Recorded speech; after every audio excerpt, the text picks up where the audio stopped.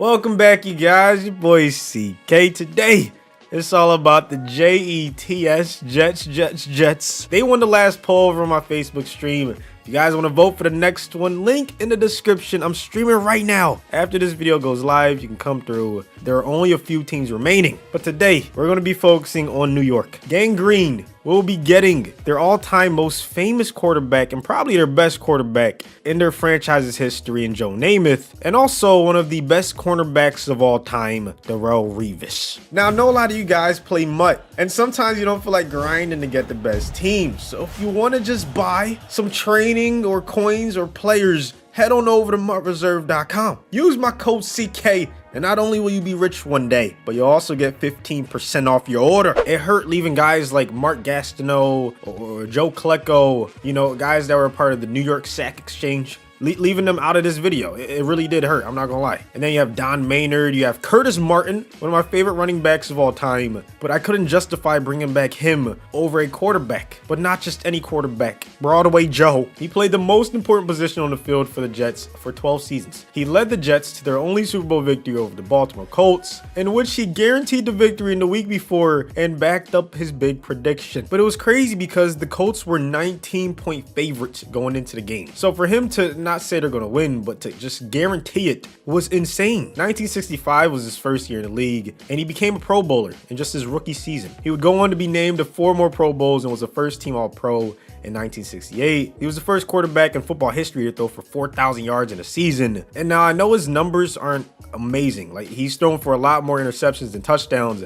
But you got to understand, back then, defense was allowed to do almost anything they wanted to the offense. Times were just different, okay? So, like, the numbers that he put back then, they were still incredible for that era. A lot of all-time greats call him the best pure passer they've ever seen. So that's why, even though his stats aren't incredible, he still ends up at a 97 overall in today's video. The 6'2", 200-pounder straight out of Alabama is now the new starter for the New York Jets, man. The number 2 ranked quarterback in the league. He has gambler X factor, inside deadeye conductor, fearless, long range deadeye, and protected. But of course, you guys know I like adding one defensive player along with one offensive player in this series. And it wasn't an easy decision, but I didn't watch the New York Sack Exchange growing up. I wasn't even born. Okay, so I had to go with what my eyes told me, and that is that Darrelle Revis was the best cornerback I've ever seen. Deion Sanders, once again, before my time. I didn't start watching football until the early 2000s. So in terms of when I watched these guys play live, I never saw anyone better at the cornerback position than Darrelle Revis. But let's go with some of the stats, okay? Why not? Before hanging up his cleats in 2018, he had accumulated 7 Pro Bowl invites, 4 All-Pro appearances, and a Super Bowl ring, and one of the most successful careers ever by a cornerback. He was at his best at the turn of the decade, as in a 3-game stretch in November of 2010, he held Calvin Megatron Johnson, Andre Johnson, and Chad Ochocinco to a combined 3 catches for 31 yards on 9 targets. Oh yeah, and the crazy thing is, the previous season was even better, as including the playoffs, he spent 8 games lined up opposite Randy Moss, Terrell Owens, Ochocinco, and Reggie Wayne. In those games, he allowed an average of 2.9 receptions for 27.3 yards. His dominance that season helped him to receive a 97.6 score from Pro Football Focus, which still remains as the highest single season grade for a corner since PFF began calculating performances in 2006. I think he has one of the best nicknames of all time, and now Revis Island is the new number 1 cornerback for the New York Jets. The 5'11", 198-pounder straight out of Pittsburgh is back in the game, man. Number 1 ranked cornerback in the league, of course. Acrobat, 1 step ahead in universal coverage. So the Jets are up to an 80 overall, 80 offense, 81 defense. Namath's gonna have to do a lot of heavy lifting. I mean, he does have Coleman, who has decent speed at running back, Corey Davis, who they acquired in the offseason. Having Quinton Williams at D-tackle definitely eases the pain of not having Klecko or Gastineau on his D-line. You got Lawson and Curry at the end, Mosley still at MLB, Marcus May at safety, Joyner, who they got in the offseason to go alongside Darrelle Revis. They're going to be running a lot of man defense. I'm hoping they can make the playoffs, man. That'll be a W. Let's see how they do. So the Jets are 5-3 halfway through the season, 2nd in the division. Just took an L to the Chiefs in week 8, but now they got a date with the undefeated Patriots in week 9. Frustrated running back Tevin Coleman, okay, I got you, bro. I'm gonna get you more involved. 12 touches or 100 plus rushing rushing and receiving yards. We could do that. We got a breakout player in Corey Davis. Holy crap, we got a lot to do in this game. 3 touchdowns or 150 yards. This time it looks like it's going to be man defense, so Davis might be able to take this to the crib. What'd I say? Oh, no! We got Revis locking down whoever that is. I mean, it don't even matter. You're getting clamped. Okay, I should have not even helped out. Why was I helping out Revis? Maybe we can hold him to 3 points. That'll be absolutely amazing. Mosley getting the tackle, preventing the touchdown. We got to focus on defense, too. We want the W, too. Like, there's just so much. There's so much. Thank you. Cashman gets to the quarterback, and now it's going to be a 3rd and goal from the 6. No way they run this ball, right? Yeah, I knew it was going to be a pass.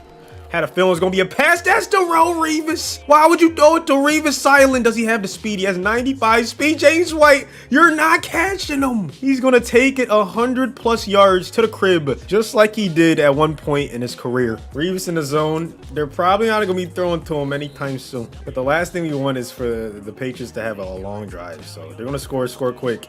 Otherwise, we need the ball on offense. We got a lot of yards to get, okay? That's why we're going to send a blitz on this 3rd and 1. And hope we can get in the backfield. Mosley, what a tackle. They brought McCourty all the way in the box. That's going to free up Corey Davis to get his first catch of the game. It's going to be a 1st and 10 as we begin the 2nd quarter. Oh, God. Corey Davis just destroyed whoever was covering him right there. He has the speed, too. He's going to get us inside the 20. I forget exactly what we needed to get him to get the depth trait. But let's see what happens on the 2nd and 2. Hopefully get open. Damn it, I always throw that interception. Every time I run that, I throw that interception. That safety just played perfectly. McCourty is a dog. I don't like the matchup. They got Gilmore on Corey Davis. I don't like that at all, but I'm still going to go there. Okay, Corey, let's go. Got to put a stop to his offense. They've had no problem moving the ball. Ashton Davis, one of the fastest safeties in the league, going to get the interception. Now we're going to try to get the run game going. Running right behind Mekhi Becton. Nice block. Coleman getting a nice game. Uh-oh. Guess who is in the zone? Gambler, I believe, is his X Factor. So now I don't think he can get picked off by the AI. So we can just throw some reckless passes if we really want to. But why do that when you have Coleman out the backfield getting us another 1st down? So now we're in Corey Davis territory. Gonna have Croft on a block release. But you already know my #1 read. Go upfield. There it is. Namath on the run. Davis gets his 2nd TD of the game. Oh, Corey Davis destroyed him off the line. I have to. I just have to. Namath throwing a bomb. Davis getting the touchdown. That's his 3rd of the game. One more sack. It's over. It's GG's. They go to the 5 wide on the 2nd and 16. There's no way. Tackle him in bounds. That's game. That's game. There's no way to get the spike off in time. They're not even going to try to spike.